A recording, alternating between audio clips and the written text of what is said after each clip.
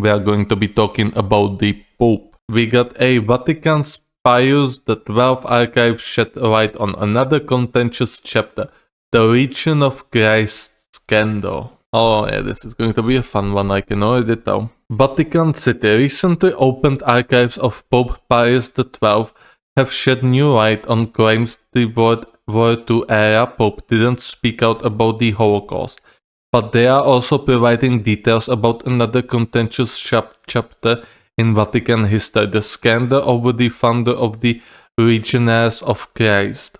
Entire book have already been written about the copious documentation that arrived in the Holy See in 1940s and 1950s, proving its officials had evidence of the Reverend Marshal Massio's dubious morals, Dragius' financial recklessness, and sexual abuse of his younger seminarians. How funny that how often this happens in the Christian, with the Christian, how do you call them, reverends as well as priests. Yes, priests. He's a political figure, popular figure. He just says some stuff on the internet once a while to remind people he is still alive, and that's about it. Well, especially uses when it comes to dealing with United States or Russia, China, who simply do not care about the UN at all.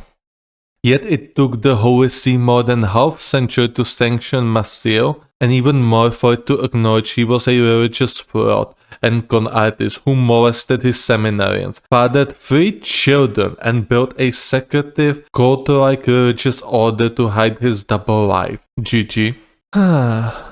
The newly opened archives of the Pius papacy, which span 1939 to 1958, are adding some new details to what has been in public domain, since they include previously unavailable documentation from the Vatican Secretariat of State. They confirmed that Pius Vatican was cracking down on Massio in 1956 and was poised to take even tougher measures against him, including removing him from priestly ministry altogether. But that Pius' 1958 death enabled Massio's supporters to take advantage of leadership vacuum to save his name and order. Until now, the biggest stash of publicly available documentation about Massio had come from the Vatican's Congregation for Religions, which oversaw the region after its founding in 1941 in Mexico. Oh, of course, it was in one of these countries where people can fall much easier to pray for these religious maniacs. In 2012, some of Massio's Mexican victims put online 200 plus documents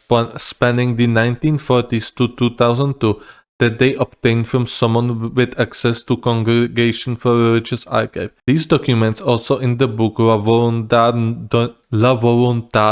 de no saber, The Will Not to Not Know, they tell the evidence the Vatican had of Massio's depravities, but also how decades of bishops, cardinals, and popes turned a blind eye and believed instead of glowing reports that also arrived in Rome. Now the new documentation from Vatican Center governing office are fleshing out that history, providing more details about who in Vatican helped Massio evade sanctions, believing the claims against him to be slander, and who sought to take a tougher line.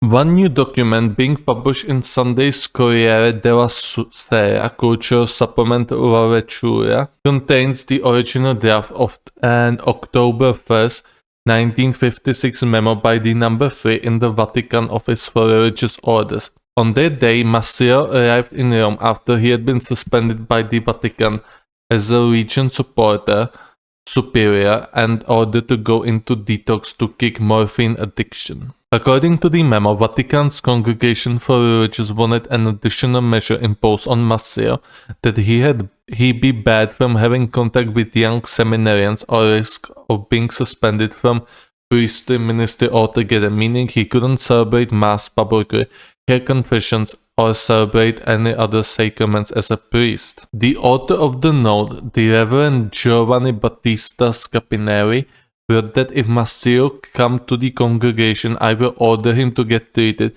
to abandon any contact with his students until the congregation says otherwise, and if he doesn't show up in 2 days, a preemptive order should be given to Masseo. Either you go get treated or you will remain suspended as a divinus. The death is significant because it shows that by 1956, at least some in the Vatican took seriously the reports that had reached Rome that Masseo was molesting his young seminarians and wanted to protect them, and wanted to punish Masseo with one of his church's harshest penalties for his crimes.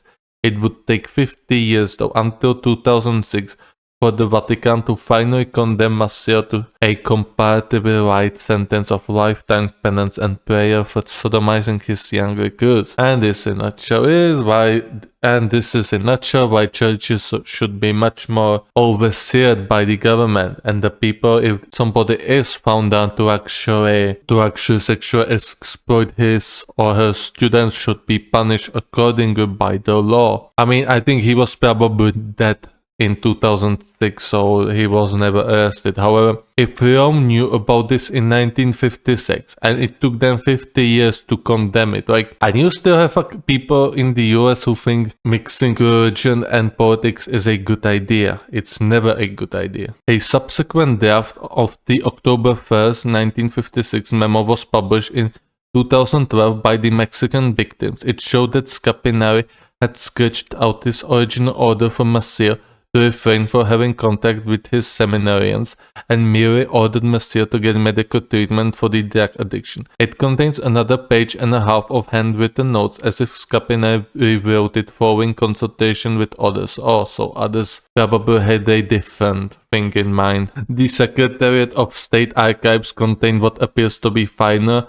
typewritten version of the memo dated October 2nd, 1956, which omits any reference to Masseo being prohibited from contact with youngsters and speaks only of him getting medical help with no further threats or ministerial suspension. A few weeks later, Vatican appointed outside clerks to do a more thorough investigation on site. All versions of the October 1st, 1956 memo make clear that Masseo had a great protector in the Vatican in the form of Cardinal Giuseppe Pizzardo, the number 2 in the powerful congregation, and the doctrine of the faith. Other documents say the congregation for religious couldn't proceed further against F. Masseo because of recommendations and interventions by high-ranking personalities, so the corruption from within.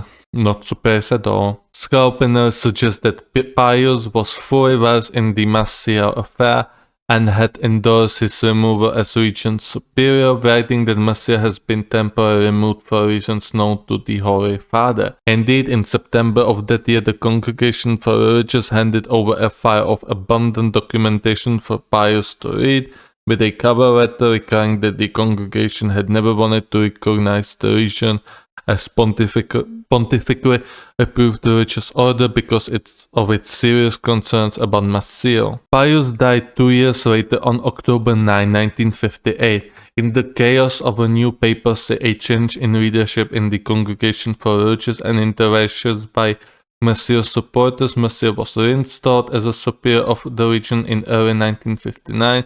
The region was recognized as a pontifical religious order a few years later. Masseo died in 2008, so he was still alive by then. However, no action was taken, no legal action was took against him despite him sexually exploiting people.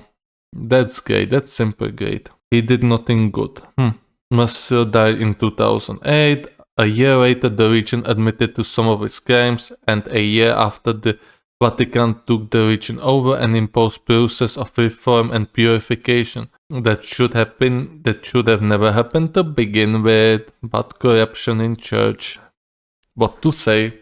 Most of the attention on the 2020 opening of the Pius archives has focused on what he and his advisors did or didn't do to save Jewish lives during the war. Okay, now I'm confused. Which war are they referring to? I'm not sure which war they mean here in this article.